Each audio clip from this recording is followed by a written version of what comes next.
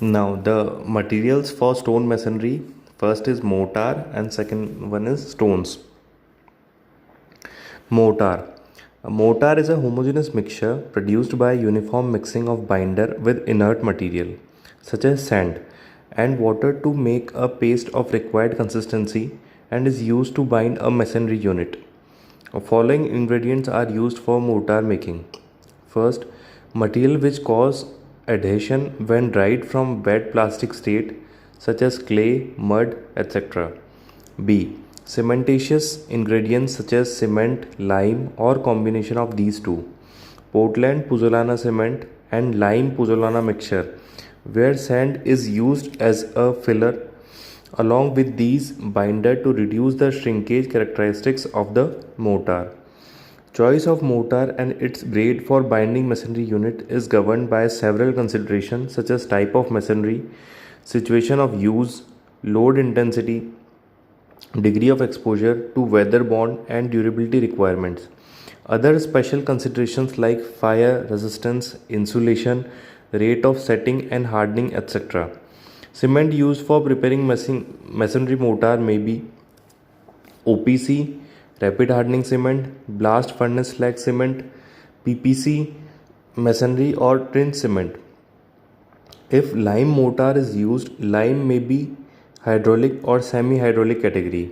However, where fat lime is used, it is essential to add pozzolana such as burnt clay, pozzolana or fly ash. If mud mortar is used, the mud should be prepared from carefully selected soil of tenacious nature of sand content not less than 35% and plasticity index 8 to 10 for clayey soil and 6 to 10 for silty soil.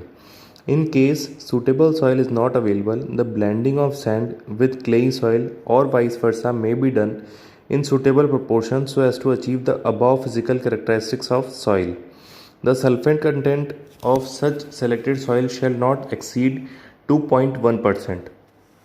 Mud mortar are not preferred in stone masonry. It is sometimes used in brick masonry where low strength bricks are available and where superimposed load are not heavy.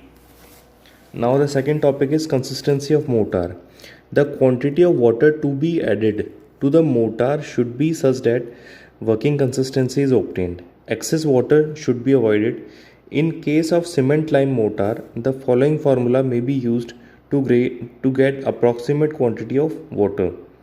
VW is equal to 0.65 WC plus WT, where VW is volume of water in liter per meter cube of sand.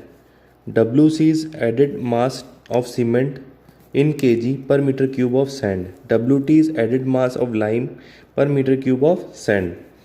In general, the quantity of water depend upon the following factors: nature and condition of fine aggregates, temperature and humidity at the time of working. Third, richness of mix, that is whether richer or lesser 1:3 ratio should be there.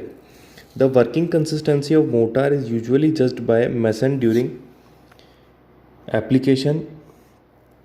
The water should be enough to maintain required fluidity of mortar during application.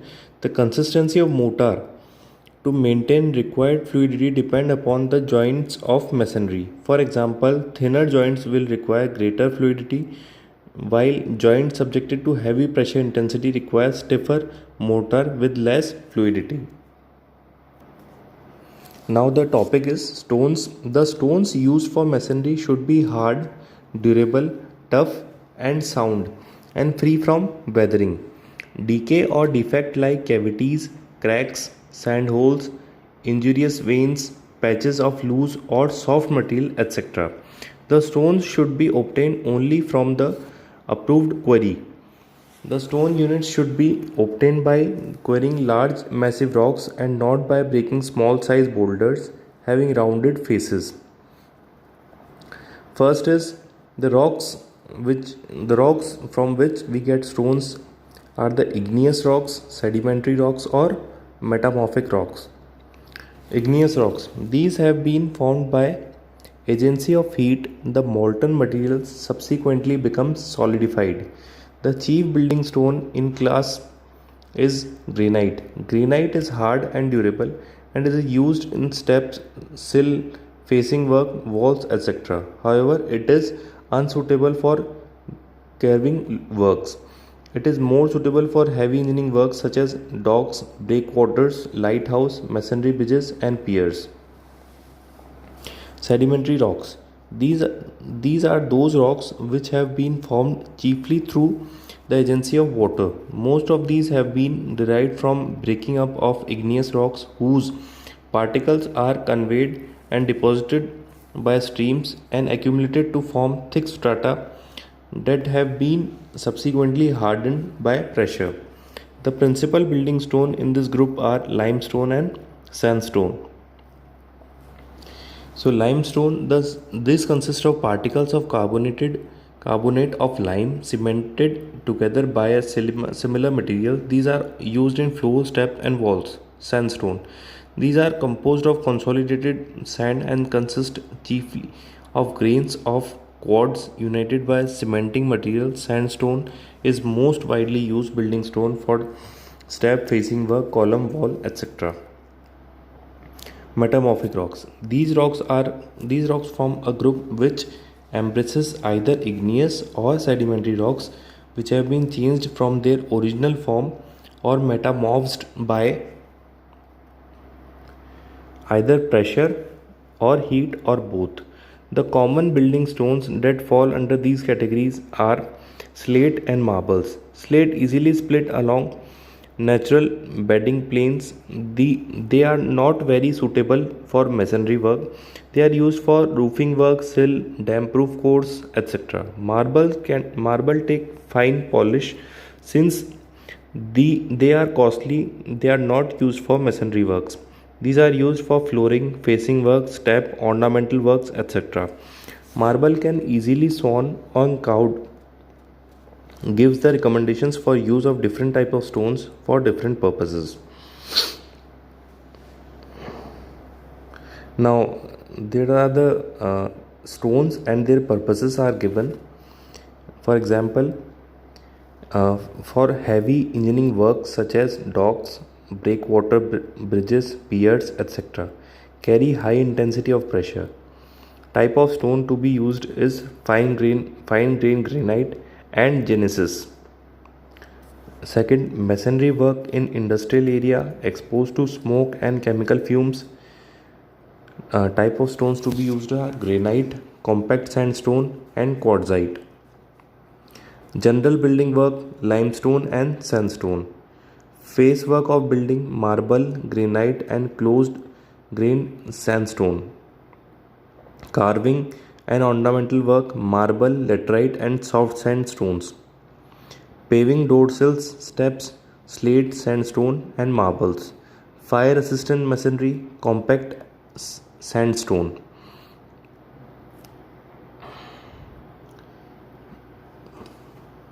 Now, if we classify the stone masonry, there are basically two classifications: rubble masonry and ashlar masonry. Rubble masonry. In rubble masonry, the block of stones that are used are either undressed or comparatively roughly dressed. The masonry has wide joints. Since stones of irregular size are used, rubble masonry may be out of following types. First is random rubble, or we can say that RR, uncourse built to courses. Square rubble, uncourse built to course, regular coursed. Miscellaneous types: polygonal walling, flint walling, and last one is dry rubble masonry. In in our region, in our regions, in Jhalawad, Bara, Kota, mostly random rubble masonry is done. Many of you have seen also that in foundation of a building, the masonry which is done in this particular area are mostly of that is random rubble masonry. So random rubble, this is the roughest and cheapest from the stones for walling. In this type of masonry, the stone used are of widely different size.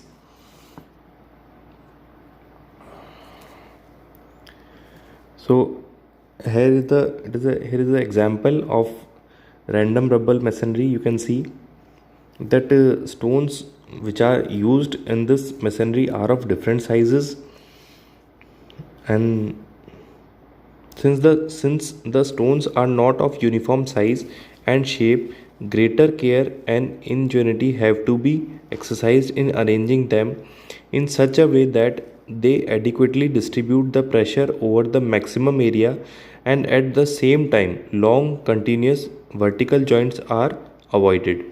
Sound bond should be available both transversely as well as longitudinally. Transverse bond is obtained by the liberal use of header.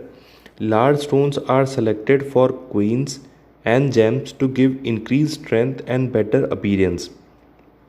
This type of masonry is also known as uncoached rubble masonry.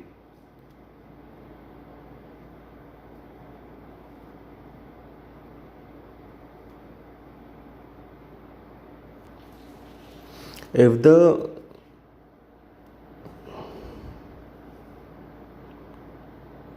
if the video lectures in this, if the slides or the photos are not clearly visible, I'll send you these photos in your Google Classroom so you can see from them